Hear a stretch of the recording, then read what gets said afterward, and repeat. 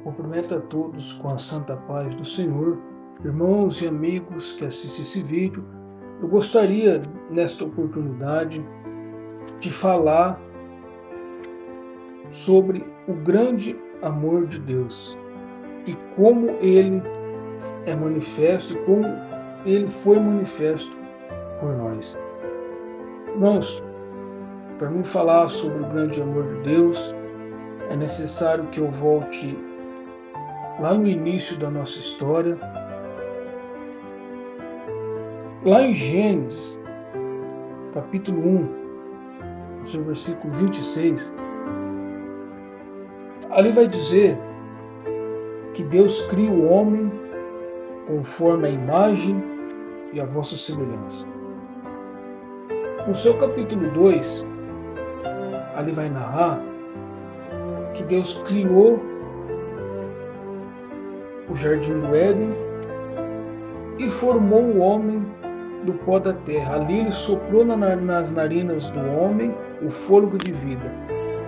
E a partir destas coisas, em que Deus dá vida ao homem,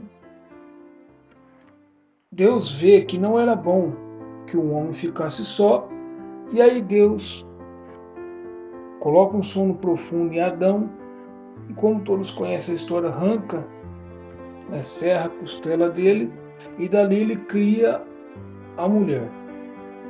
Pois bem, irmãos, nesse contexto do capítulo 1, versículo 26 e desse capítulo 2, o que nós entendemos? Quando Deus cria o homem, imagem e semelhança, o homem é criado perfeito. O homem até então não tem pecado nenhum. Os atributos de Deus são assemelhados para com os homens, a perfeição de Deus, o caráter de Deus, a beleza de Deus, o amor de Deus, tudo estava assemelhado com o homem. Só não estava igual, mas estava assemelhado com o homem. Ali tudo era perfeito. Com a queda, no seu capítulo 3, o homem passa a ser destituído da glória de Deus. Ou seja, o que nós entendemos? O homem que era semelhado com Deus, o homem que foi criado perfeito, sem nenhum pecado, a pureza de Deus, o caráter de Deus que estava com ele, a partir de que o homem foi enganado pela serpente, comendo o fruto proibido, começando pela Eva, isso é como se ofendesse a santidade de Deus. E com isso, como Deus é um ser perfeito, Deus não pode se corromper,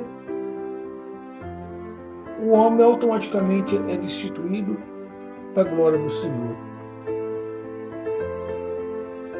A partir daí, o homem só foi aumentando a sua iniquidade. No seu capítulo 6, vai narrar que Deus, por causa da corrupção do homem, que cheirou mal, as narinas de Deus, Deus se entristeceu de ter feito o homem. E ali, ele decide extirpar o homem da face da terra. E ele pega, diz que está disposto a destruir o homem. Porém, a Bíblia vai dizer que tem um homem chamado Noé que achou graça em Deus. Achou graça em Deus. Aí Deus avisa o seu servo Noé que era para ele fazer uma arca, e como todos conhecem a história, ele coloca a família dele lá, e as pessoas que ficaram lá fora, que foram incrédulos, não acreditaram, aqueles da iniquidade, foram extirpados. Depois disso daí, no capítulo 8, versículo 21, aí Deus já começa a demonstrar a sua misericórdia. Deus pega e cessa o dilúvio e diz que não ia tornar mais destruir o homem, porque o homem já se inclinava para o mal desde a sua início.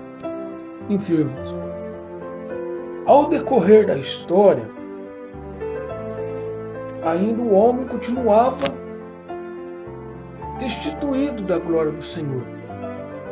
Até então o homem, desde Abraão, os patriarcas Abraão, Isaac e Jacó, desde Moisés a Malaquim, o homem só adquiria perdão, só tinha uma purificação, uma expiação dos seus pecados purificado através de sacrifício de animais ou com os sacerdotes. Os intercessores eram os sacerdotes na época, que representava a pureza. Enfim, irmãos. Mas desde lá do início o homem estava debaixo da ira de Deus. Se vocês pegar o Velho Testamento, dá até, se vocês primeiro sai sangue, a gente costuma dizer. Enfim, irmãos. Já a gente para pensar. Deus começou a iniciar a sua misericórdia. Ali ele já começa a dar sinais, desde lá no capítulo 8, versículo 21, ele já dá sinais da sua misericórdia, porque ele disse que já não ia tornar a destruir o homem. E através dos seus profetas, desde Moisés a Malaquias, mas o mais conhecido como profeta de Jesus Cristo, o profeta messiânico, o profeta Isaías, já anunciava um ponto de esperança. Aleluia. Então você já começa a imaginar como que um Deus sendo justo, como que Deus não compactua com o pecado, como é que Ele ia conseguir nos perdoar de algo que nós não estávamos merecendo. Aí que está. Olha só. Quando aí a promessa de Isaías vai se cumprir, ele diz que ia ser concebido um menino cujo seu nome se chamado Emanuel, através de uma virgem. E aí esse menino nasceu. Ele nasceu, passou por essa terra, ele operou milagres, ele mostrou o caminho da salvação. Por onde ele passou, ele transformou lugares, ele pregou, ele chamou pessoas a arrependimento. Ele manifestou a glória de Deus aqui na terra e falou sobre o reino do céu. Foi levado ao matadouro. A palavra do Senhor vai dizer que ele sofreu dores inimagináveis, chicotadas lá no Getsêmani. Ele morreu, padeceu e ressuscitou ao terceiro dia por nós. Então, meus irmãos, através de todas essas coisas que eu estou dizendo, foi através de Cristo Jesus. Como que Deus manifestou o seu grande amor para com a raça humana? Foi através de Cristo Jesus. A condenação que era para mim e para você, Deus atribui toda a sua ira, toda a sua justiça a Cristo. Sabe por quê? Porque Ele nos amou primeiro. E é dessa maneira que Deus manifesta o seu grande amor para com a raça humana. E olha só, a gente pode se perguntar como que Deus ia fazer todas essas coisas continuando sendo justo. Por que eu digo isso?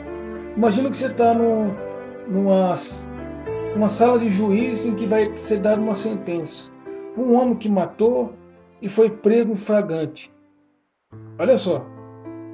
E aí chega lá, a juíza fala assim, ó, está perdoado. Já não existe mais nada, nenhuma condenação para contigo. Aí você imagina, mas peraí, o cara estava errado.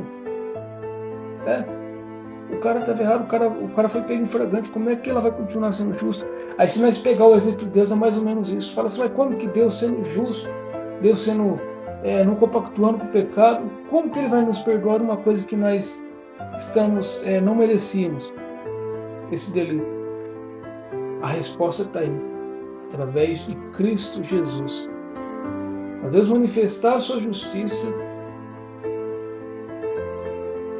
e continuar sendo justo, Ele imputa em Cristo Jesus e nos dá a chave do perdão de pecados e nos justifica através da fé no seu Filho Jesus.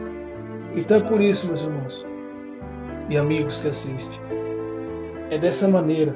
Nós não merecíamos, mas mesmo assim Deus enviou o seu Filho. Aí vai se cumprir o que diz em João 3,16, que Ele amou o mundo de tal maneira que Ele enviou o seu Filho unigênito, que para todo aquele que nele crê não pereça, mas tenha vida eterna. Ei, você que me ouve, ou você que já é da fé, a gente sempre precisa lembrar, né, do sacrifício que Deus fez por nós. Mas você que não conhece ainda a Cristo, você que não professou ou não tem Cristo em sua vida, através dessa mensagem, eu te convido, te faço um apelo. Aceita Jesus como seu único e suficiente Salvador. Porque em Cristo Jesus nós somos justificados. Nossos pecados são todos apagados. Quando nós nascemos de novo, quando nós somos formados uma nova criatura através do batismo, o nosso nome é escrito no livro da vida. E aí, olha só o que no capítulo 5 vai dizer de Romanos. Justificado, pois, mediante a fé, temos paz com Deus por meio de nosso Senhor Jesus Cristo. Perdão de pecado, alívio da alma, paz para com Deus e satisfação ao servir. Ei, se você está precisando de um perdão, se você está querendo mudar de vida, aproveite essa oportunidade. Deus, Ele é grandioso, o seu amor é misericordioso. Venha, e quando você é justificado pela fé, aí você vem para o processo de salvação.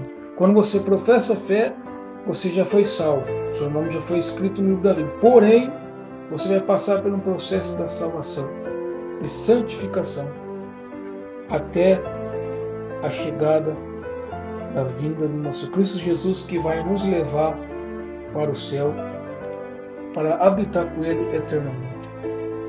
Amém? Deus abençoe e que essa palavra possa ter te alcançado com a graça do nosso Senhor Jesus. Amém.